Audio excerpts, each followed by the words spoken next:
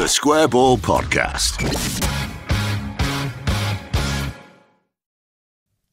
Hello, welcome to the show that is brought to you along with Levi Solicitors. They will offer you that 10% discount on your legal fees at levisolicitors.co.uk/the Square Ball. World Cup diary for you today then with me, Dan Moylan. Michael Normanson's here as well, as is Moscow White, Daniel Chapman. If you don't want to follow, well, you can follow the original World Cup, the FIFA version, but it's not as good as ours, is it? Ours is more concise. Yeah, it is. It's digestible. You can listen to all the games in about 15 minutes a day. Yep, so we're putting out an episode that the same day as all the games in the World Cup, following exactly the same format. We've just replaced Leeds United players in for the World Cup teams, haven't we? And it's based around federation. So, for example, we've put an African player in when an African team plays. It's shambolic. Yes, enjoyably shambolic. And we've roped in Johnny Buchan, Adam Pope, and Phil Hay for the group stages. We're on to the knockout rounds nearly. They're not recorded yet. Hopefully Phil will come back. If not, will be me doing his voice. We'll be truncating it.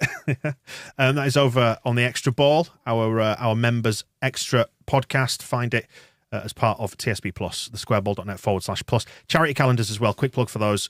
Get those before it turns 2023. You're looking for one there, Moscow? No, I was just going to say, if you are a TSB Plus member whose Pocket Casts on Android has gone astray, it's them, not us. Try Podcast Addict and try Google Podcasts, and we're talking to Podcast Addict about why they've changed things. Pocket Cast, you mean? Podcast Addict haven't changed things. Let's do that again then. Whoever was the bad guy. Pocket Casts, shit. Podcast Addict, that's what I use in fairness on Android, and I've never had any bother with it. They're a great bunch of lads. Yeah, Pocket Casts has always been weird, and it's got weirder. So if you're struggling with Pocket Casts, please try another one, and we're sorry for the inconvenience. It's a pervert's choice anyway. Right. So shall we get straight into the World Cup chat, the Hot World Cup chat? It's Monday lunchtime as we speak. We've just witnessed the 3-3 game of the tournament. Good game, wasn't it? I mean, the thing is, I was driving here in the car, having been in Otley, got to 3-1 Serbia, and I switched it off, and I came into the office not long after. So I was listening to a podcast in the car, one of ours, obviously. Got in the office, it was 3-3. It was good, and the second goal was delightful. It looked offside, but he wasn't, and then he got to on the keeper and did a delightful little scoop. Excellent. Which, you don't see enough scoops. Who was playing? Serbia and Cameroon. Right. It was fun. I must admit, it's one of those you see on paper and you think, probably going to be shit, this. But yeah, no. They often turn into the best games of the tournament, don't they? I was thinking ahead of that game, it's got a bit boring, this World Cup. I'm kind of a bit... Well, that's what was... Not much has happened, it feels like. My opening question to you both was going to be, have you got some World Cup fatigue, and how much of it have you actually watched?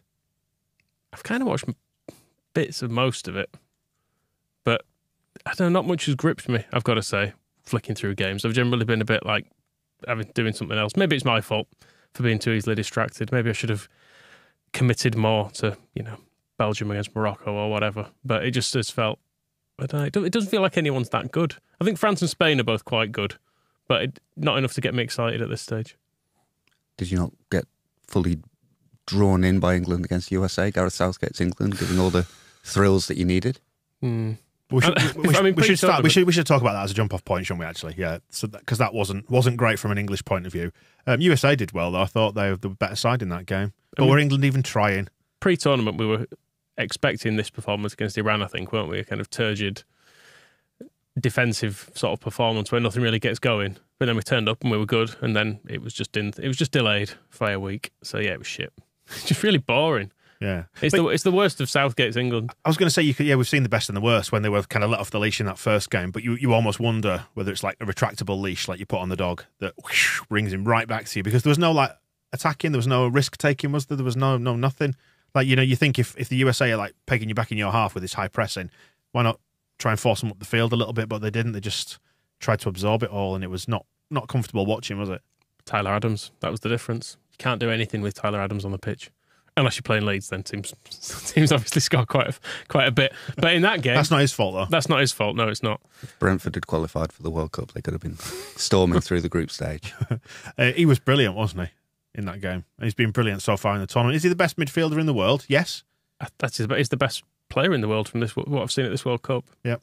Messi and Ronaldo, I know, have got goals and what have you. I mean, Ronaldo's just there to stat pad, isn't he? He got that penalty, so...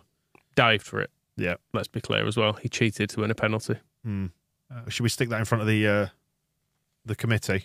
He did dive for it. He's been doing this his entire career. He gets in front of people, sticks a leg across, waits for them to make the slightest contact, and Is this a chuck all your medals in the bin type? And fires himself up in the air. Yeah. Obviously, I mean, not anymore particularly, but he obviously has been an incredible player. I've never liked him, it's worth saying, because he's always been a detestable wanker for one reason or another. But now he's not even that good, and I think he's obviously struggling with it as well. Is it a bit like sort of the Elvis comeback era sort of thing? One for the kids, etc. Are you suggesting we'll find him dead on a toilet at some point? Maybe he'll go see out his career in MLS. Maybe he won't. Unlikely. He'll end up in Saudi Arabia probably, if no one else will pay his exorbitant wages. Because he's almost like the not faded pop star, but pop star rock stars whose heyday was well behind them, and they are doing that tour, aren't they? Just getting the coin in, doing the stadium tour almost now. I wanted to say Rolling Stones, but the Rolling Stones are obviously very, very talented. That makes it sound disparaging. I don't want to compare the Rolling Stones to Ronaldo. Dig me out of this hole, Moscow. What did you make of England's performance? You've put me in a hole. I mean, I would have had to have watched it. Did you not watch? It was on. Right.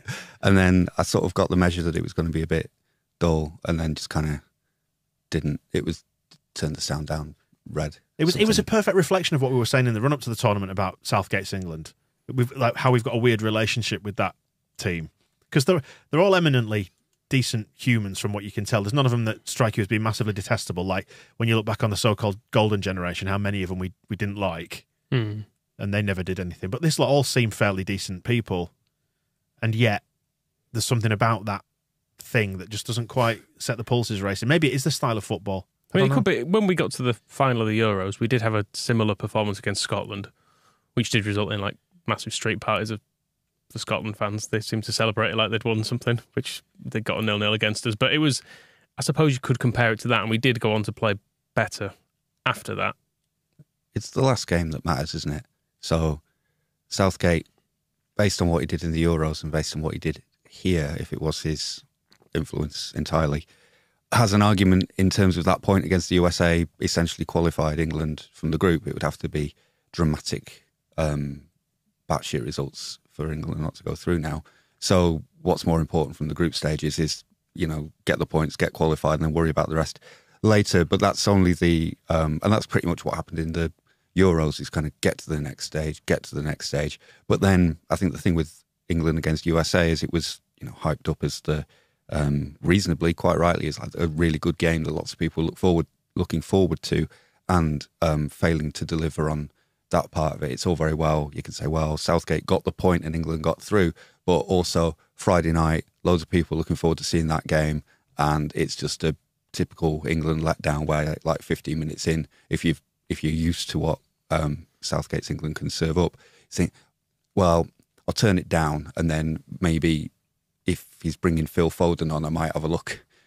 What bit of Jordan Henderson didn't excite you? Well, he did bring Foden. Did he bring Grealish on at the same time? Yeah. And then Foden stayed sitting down. After, I think. And immediately, as soon as Grealish was on the pitch, he was dribbling around four people, wasn't he? It was Rashford he brought on, wasn't it?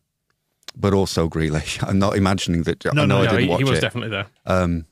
Yeah. No, you're right, yeah. It happened. It wasn't all just a dream. Sadly. Yeah, but so that was like the one bit of excitement. And he thought, well, maybe, there's got to be a way of being able to fit in the most like sort of thrilling footballers in the world, as well as your Jordan Hendersons and Mason Mounts and whatever else you feel like you need to get you through the night. Mason Mount's probably the most detestable member of this England squad, actually. Not for any particular reason.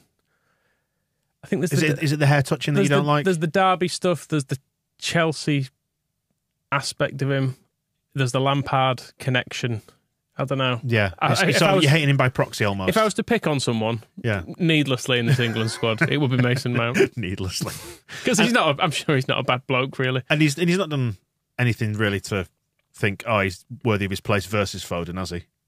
No, I think that's the thing. Feels like he's blocking a better player. Yeah. Is what I would say. From an American point of view, huge TV audience in the States. I think, did I read that? Was it a Fox Sports tweet that was saying it was the biggest ever TV audience for a soccer match, being as it was on Black Friday, the day after Thanksgiving in the States. So a huge holiday, huge sporting occasion as well over that side of the pond. What a treat they got. And what a chat. See how the originators of the game play it.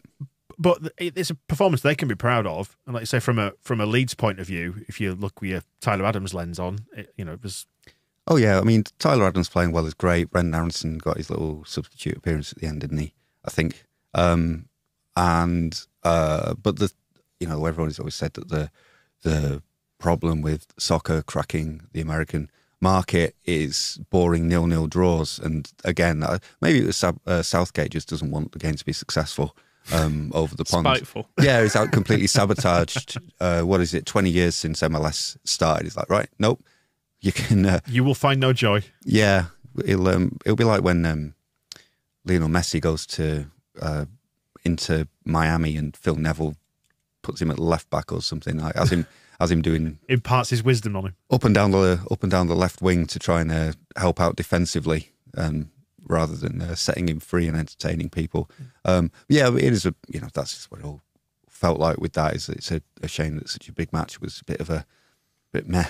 Yeah, I think we are being hugely ungrateful in some ways, because I know we've done well in the last couple of tournaments, but thinking back to sort of 2014 when we went out with a 0-0 to Costa Rica was the only point we managed to get out of a group stage. There were 2-2-1 defeats in there. Back to 2010, do you remember the 1-1 draw with the USA, which was terrible, followed up by a 0-0 against Algeria, sneaking through with a 1-0 win against Slovenia. But, Michael, I take all those points on board, and you are correct. But I'm going to counter it by saying football, as we saw under Marcelo Bielsa, and he reminded us, it's entertainment. It's supposed to be entertainment at its core.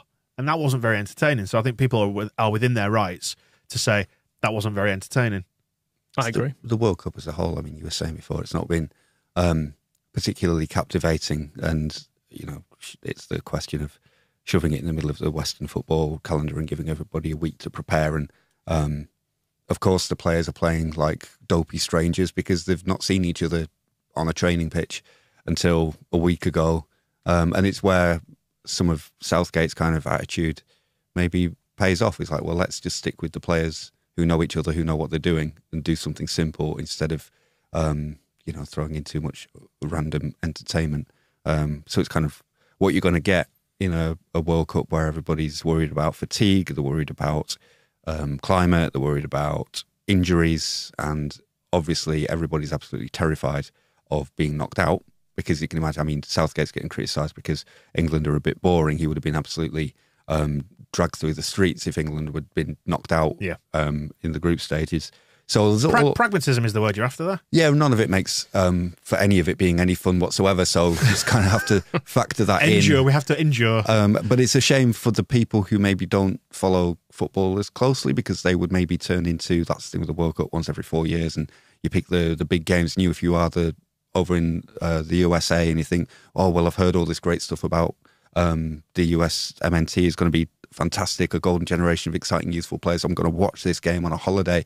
And then what you get is the kind of football match that people who know a lot about or see a lot of football are like, yeah, we're used to that. Yeah.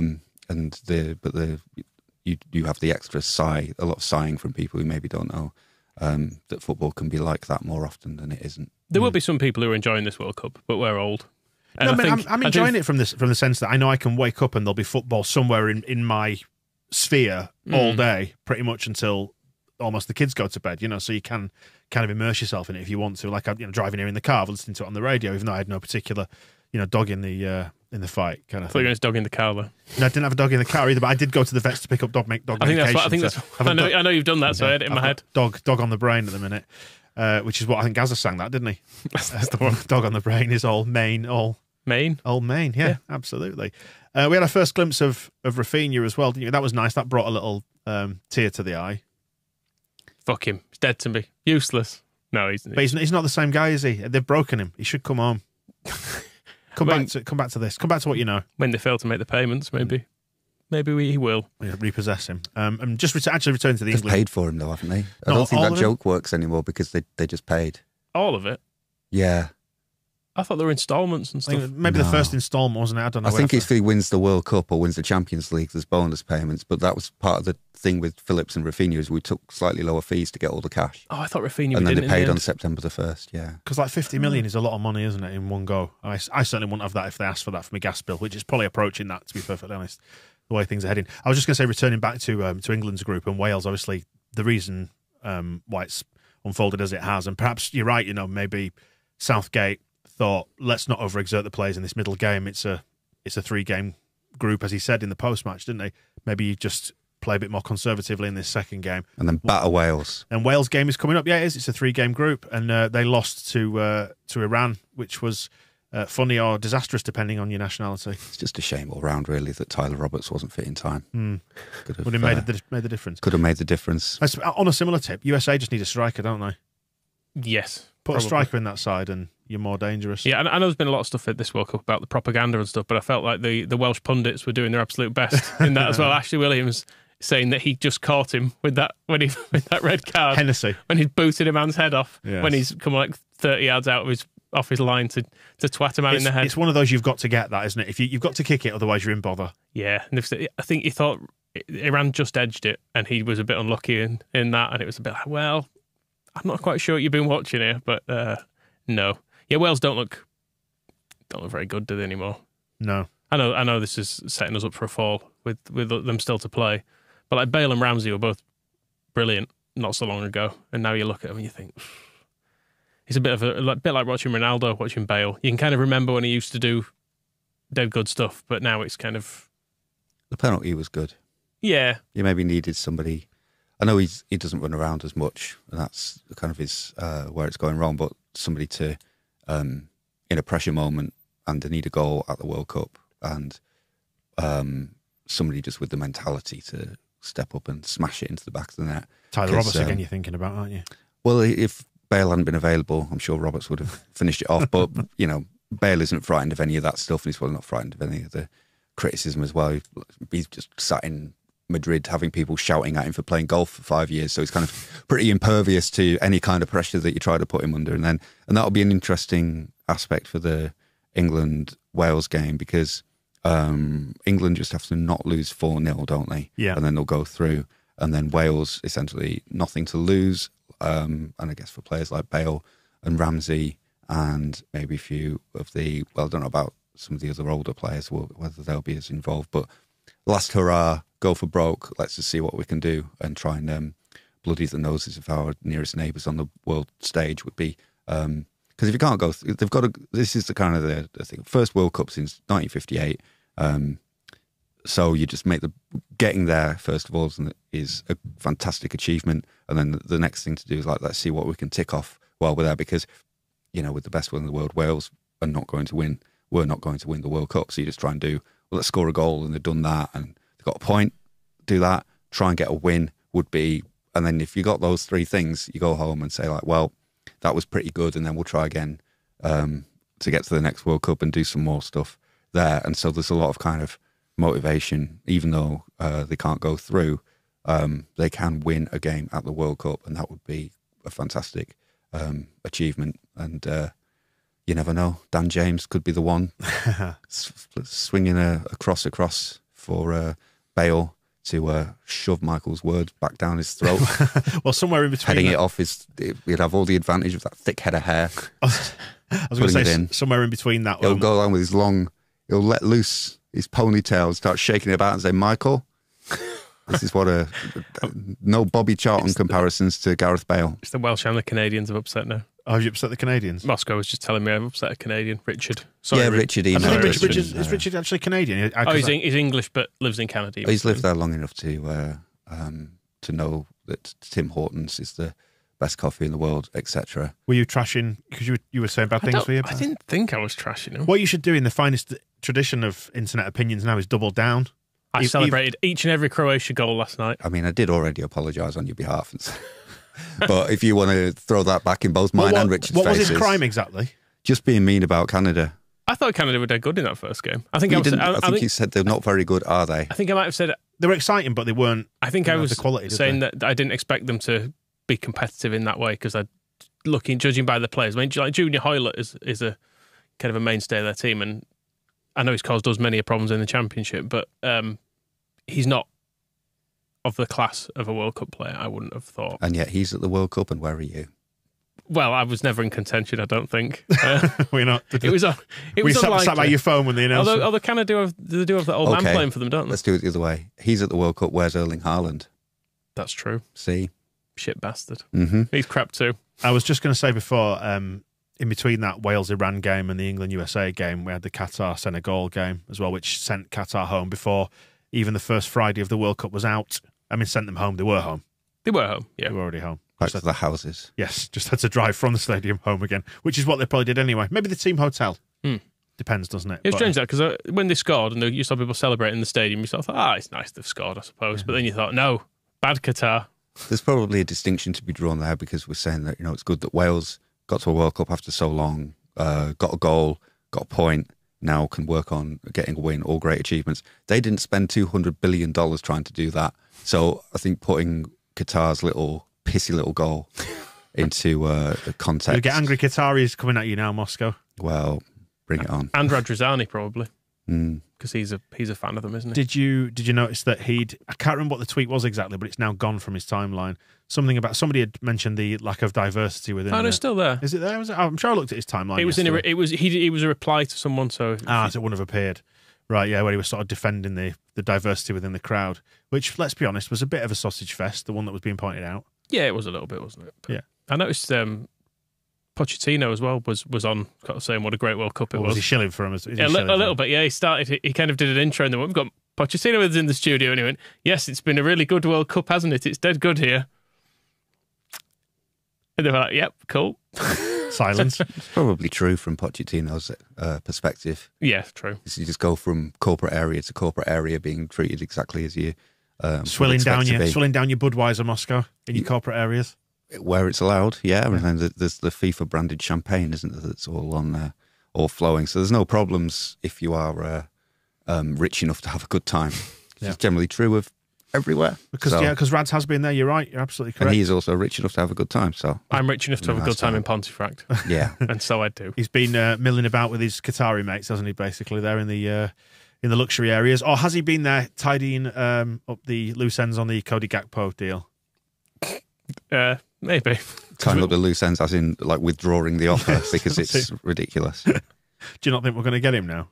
I mean, it seemed unlikely before. I am asking this with tongue planted firmly in cheek, as you know. Yeah, people say he's quite good now. But we knew first, and that's the important bit. I liked him before he was famous. Do we still have a go with the Kettler? And Bamba Dieng, we've seen him as well. Yeah. Get them all. I mean, Belgium are terrible, aren't they?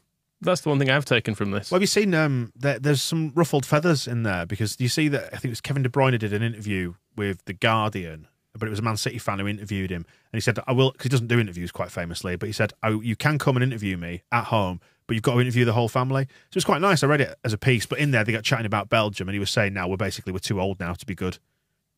Unfortunately, this side, our best chance was 2018 and not anymore. And I think it's Jan Vertonghen, isn't it, who's kind of in the post-match quotes after they lost, was saying maybe we were too old to score a goal or going forward or whatever. So you can tell there's that. What you would classically actually associate with the Dutch all falling out with one another at a World Cup. Are you looking up Jan Vertonghen's age there? Yes. Yeah. Because I was surprised he was still playing. Me as well. But he's only 35, so he's not the oldest. He's younger than you. He's not the oldest player. He got the call to go on the plane. He's been horribly injured since he left Arsenal. He went to Barcelona in a big move, and then his legs just immediately gave out. So that's going to be a factor. But yeah, it is I would probably lean. I mean, that's no defence for Jan Vertonghen, really, is it? To come out, I'd say, yeah, Kevin De Bruyne is. Because if De Bruyne is wrong and they're not too old to win the World Cup, what's the problem? Yeah, that's what KD. Because they're not won, have they? Go back in there saying, "What's the problem?" Yeah, well, he'll just say we're too old. He's right. They look old and terrible, and so whether if he hadn't said that, Vertonghen would have been sprinting around World Cup pitches with all the energy of a young gazelle. Maybe that's the only thing, but in either case, it's hard to sort of disagree with De Bruyne's view that perhaps if Belgium could find one, a defender who is not a 35-year-old post-knee injury, Jan Vertonghen, might give them some better chances. And there's players like they've got, who's the, is it Grossman from Brighton? Lloyd. Yes. Is he there with them? No, it's Pascal Gross. Yeah. Is he Belgian? No. Where's he from? You're thinking of the one who looks like a crack addict. What's his name? Trossard. Trossard. There you go. And there's Lawrence de Bock. He's only 30 years old. Just for the record, we should say very clearly he's not a crack addict. No, he's just got very dark eyes. He just has a slightly haunted look about him. Go on. Yeah, so they could play him. He's scoring goals in the Premier League, isn't he? And they've got a everybody like maybe. I'm still chuckling at his Lloyd Grossman thing, by the way. If Jan Tielemans, he's a Belgian international player. He could play for them, right? Well, he could. You're just shouting out random Belgians. Well, no, he is. Tintin. He's good. Tintin. He could play for him. I think Tielemans is in the squad, isn't he? He's there. I'd imagine so. So, but then why is he's not playing the games? And everybody, I think he's probably like a £70 million move to scum away from suddenly being in the midfield for Belgium, isn't he? That's the thing. So I was going to say, prior to Belgium's defeat to Morocco, Australia beat Tunisia on Saturday, which brought its own form of entertainment. That's the stuff I think you enjoy at the World Cup, isn't it? Seeing teams like Australia who, from the other side of the world, to us, we don't see much of the Aussies, apart from in little fits and starts when they're playing in the Premier League. Since Neighbours got cancelled. Indeed. Well, it's getting resurrected, isn't it, by Amazon, I believe. Okay. Yeah, so that's good news. And Rasmus played when France beat Denmark. I think Mbappe had a bit of fun with him. Were you looking confused, Moscow? Have you got some more Belgians to name? Was the goal Christensen's fault that France scored? It was a bit of a classic Leeds goal, actually. It was a cross to the back post that he was kind of the wrong side of. There was someone coming in behind him to score. Okay. So I say someone, it was Mbappe, wasn't it? Yeah, it was quite good. He's fairly famous. Got me for not being able to identify the Belgian players. Yeah, because I didn't see that game either, but I was aware that people were saying Christensen was the fault, the problem. Spain-Germany, it needed a Diego Llorente, Robin Koch pairing up a match-up there, didn't it, to make that one more entertaining? Good game, though. Good game. Second half. First half, I was a bit disappointed. But yeah, I don't know, it just felt a bit... Well, you're disappointed with everything, aren't you? No, I thought the second half was good, and I was thrilled with Cameroon against Serbia. That was good. Yep. Fine. So, no, and who's that German fella came on I never heard of as well, which was fun. Who scored? Go on. What's his name? Do some live Googling. He plays for Werder Bremen. He does, doesn't he? Yeah. He's quite old. He's maybe he should join up with Belgium if he has that as an option. Just pop over. It's something like truck, isn't it? So something like truck. So on to the games that we've podded on Monday today, so we can chat. Folkrug. That's like truck, isn't it? Yeah. It's probably a translation. Yeah. Folkrug. It's truck. It's German for the shared wig. Right. England playing Wales then on Tuesday. We've got USA versus Iran. No rivalries there then. Did I see somebody saying that like Iran is one of the biggest importers of the Stars and Stripes in the world, like the second biggest or something, or manufacturers of it, because they like to burn the Stars and Stripes, which is wild. I did hear, whether it's true or not, I don't know. But it was fun to read. It was a fact doing the rounds. Yeah. Which obviously always goes down well in the States, I imagine. But yeah, the historical rivalry there, going back to the politics of the 70s and 80s, is it adds a little frisson of excitement to that one. And England versus Wales, history of which goes back to, the 1400s or something? I mean, Weston McKennie needs to be wary because he's done his hair in that colour, hasn't he? If there's a Steve Nicol type around, set that straight on fire. Yeah, famously set one of his, was it Gary Ablett's wife? Yeah. Set her hair on fire for reasons that we still don't know about. The way that nearly became one of Gary Ablett's wives. Hair on fire. I think he only had one at a time, at least. Is Gary Ablett married to Weston McKennie now? I don't know. It seems unlikely, doesn't it? But... Well, this will be the test, isn't it, of whether Weston McKennie can come through that match unscathed.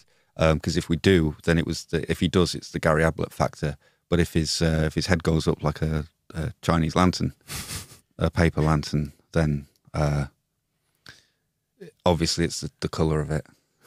We keep being linked with whatever attracts Steve Nicol to it. With Weston McKennie, don't we? Yeah, we were. He's quite good. Yeah. I won't mind him. Well, I watched it having been aware of the previous links and thought, yeah, let's get him. Just if we're going to America, just get him. Get him.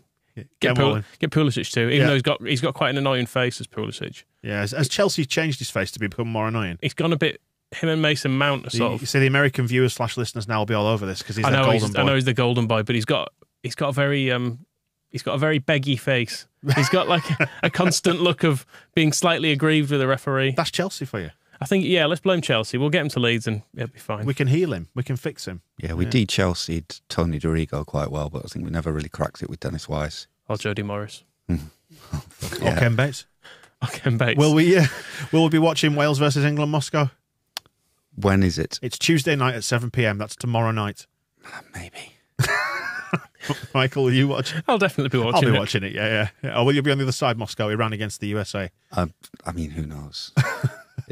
Anything could happen. You got a good book on the go? No. What are you going to be doing instead? Don't know. I might tell people why Pocket Cast isn't working. It's been one of those. That's something sort of put the TV on and then sit on the sofa with a laptop and have a look at our customer service email account. It's better than watching the World Cup at the moment. So keeps things ticking over. The knockouts start Saturday, so we'll come back and do something before that. I imagine as the groups start getting rounded up, would make sense to do so, wouldn't it? Yeah, because we're back and report on a more fun England game potentially. You think? Give it the same rigorous analysis that we've given the group stages so far. Well, I think it's only fair that we're doing it in this way because let's not pretend to be knowledgeable. No, oh good God, no. It'd be insincere of us to go out and read what some other people have said and then come on and repeat it, wouldn't it? I mean, would it? Isn't that what everyone does? Well, it is exactly so. If you want that, go listen to it somewhere else. I think it should be entertaining. Wales versus England, if only just because of the local rivalry and all that. You'd expect England to win, but you never know under these circumstances, do you? And do you know what? Even if England don't win, grind out a 0-3. That's what we should do. Let Wales get really close, but then not quite. Just to make it more interesting. It does have a bearing on the knockout phases, doesn't it? If and assuming they do get there, whatever. Other thing to wrap up from a Leeds perspective, by the way, is that the Jean-Kevin Augustin verdict has been released by CAS. Not the verdict, but the actual the reasoning. I mean, the long story short of this, and I read the whole document, which was just long, was that the deal that Leeds agreed with RB Leipzig used the term end of season when it came to signing him. And that was ultimately the most persuasive element for CAS, which is the Court for Arbitration for Sport, the arbitration body that's settling this. It basically said that his loan deal did expire on June the 30th. That was correct. But CAS ultimately said that didn't matter. That was a separate clause, and that Leeds would sign Jean-Kevin Augustin at the end of the season, and did. That's not strictly... That's the potted version. I'm trying to give it in the most digestible couple of sentences. Yeah, the crucial element is that there was also the thing that they said we would sign him on the 1st of July. Yeah. If Leeds had been promoted at the end of the season. Yeah. So there was a little bit of a date clash there. But they said ultimately that didn't matter. It was that you could easily and the intention of the contract was that he would sign if we went up, and we did. So they had to. It just needed a bit of Doctor Who style time travel to kind of negotiate. Like, if the season hasn't ended by July the 1st, how do you sign him on July the 1st if Leeds have been promoted at the end of the season? And CAS just said, you do. Yeah. So we owe them now 21 million euros, which is 18 million pounds, give or take, in current money, and interest payable at 5% per annum over and above that for the period in which we haven't paid the fee up to now. So it looks like all 3 instalments should have been payable by now, but this was initially only over the first one. The complaint relates to the missing first payment, but obviously once that's settled, then the other 2 are settled, aren't they? Because the case is then, settled. That's good, isn't it? I'm glad we've signed him. It was fun for 40-odd minutes, was the it? bit. You got a trip to Sheffield, didn't you? It was fun until the bit where we to watch him play and then went, oh, God, what have we done? Well, I mean, that's the thing. I mean, we can discuss this at more length in future, but I guess it's... Why would we ever discuss it at more length? Well, not just in terms of what... 2025 is still going fucking Jean-Kevin Well, Augustin. when it gets finally settled, because Leeds have said they're going to look once more at their remaining routes, but there's a very, very... Just pay it. Just give it up now. It's like the VAR, isn't it? Like, just leave it. Just let it stand. Just not answering the phone or the door, I think, is the next step for not paying this. But in essence, it just blows a hole in the idea that there's this extensive due diligence done. Because like you said, Moscow, I agree that at the time it looked like a pretty good deal for somebody who was supposedly worth twice as much. Like we said, you can understand why Leeds went for it. And at the time we said, that could be good. But then for him to arrive and just be an absolute bag of shit. Well, he wasn't an absolute bag of shit. He got a hamstring injury in his... it was his first reserve match, wasn't it? But we never got anywhere. But the details of the CAS verdict is what I'm on about, in which Leeds have said because of his performance in training and such, he can't get up to the standards required. Don't come in and train. That was mentioned in the verdict. It was noted as part of the facts of the case. Well, yeah, but that's by the point where they're trying to get out of buying him. Yeah. So of course they were going to telecast that he was training terribly. I wouldn't be surprised. He could probably sue for defamation. Actually, I was perfectly fit, and this is all bollocks. I didn't see him train, so I don't know if he did or didn't. But I know that Leeds were trying to get out of a loan deal for him. So that's exactly what you would say. Anyway, FA Cup. Who do you want? That's tonight. The draw. Arsenal away. It's out for our annual tie. It just will be, won't it? Why Probably. don't we get somebody shit from the lower divisions at Ellen Road so And we can lose to them. sell Ellen Road out and beat them? That'll be fine. Won't happen though, will it? No, it'll probably be away at somewhere tricky. Like Chelsea or... No. I don't mean tricky in our actually good sort of way. I mean tricky in a kind of we'll put up a decent fight and like Huddersfield away or something. Sunderland away. And or we'll go and play a reserve team and lose. Yeah. I mean, based on good. past experience, I can't think of a single team that would possibly be in the draw who we would not find tricky. Just this is the problem. We will be drawn against a team. Who did we lose to last year?